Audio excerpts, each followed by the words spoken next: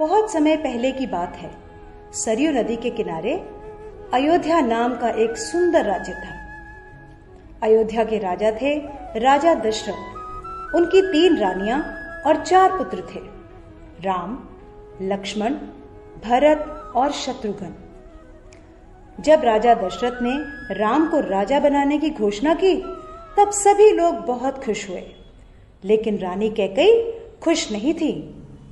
महाराज, क्या आपको याद है आपने मुझे 2 वचन दिए थे? आज उन वचनों को पूरा करने का समय आ गया है। मेरा पुत्र भरत राजा बने और राम 14 वर्ष के वनवास को जाए। राजा दशरथ की आज्ञा पाकर राम और लक्ष्मण सीता के साथ 14 वर्ष के वनवास के लिए चले गए। पंचवटी में सीता माता ने एक सुनहरे रंग के मृग को देखा। रंग सुनहरा, मृग अति सुंदर, सीता मन को भाए, कोई जाए इस मृग को अति शीघ्र ले आए। सीता माता की इस बात को सुनकर श्री राम मृग की खोज में जंगल की ओर निकल गए। बहुत देर हो गई, प्रभु राम अभी तक लौटे नहीं। लक्ष्मण, लक्ष्मण, हे सीते, हे सीते।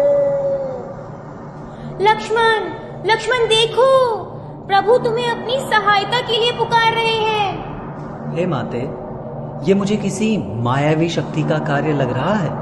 आप चिंतित ना हो, भैया जल्दी घर लौट आएंगे।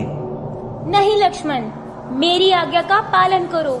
जाओ, प्रभु को तुम्हारी सहायता की आवश्यकता है। ठीक है माते, किंतु आप इस लक्ष्मण रेखा को पार नहीं करना।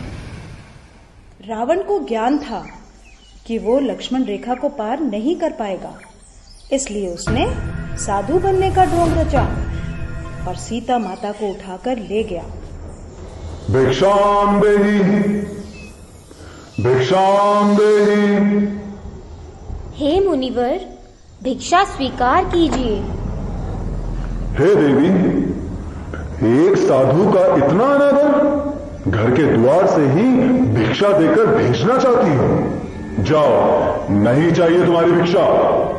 नहीं नहीं मुनिवर, रुकिए, मैं आती हूँ।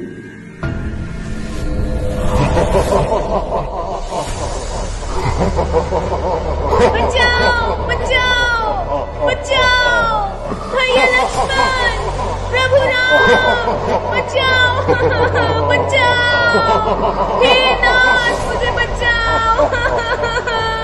यह धर्मी पापी रावण मुझे उठाकर ले जा रहा है, बचाओ।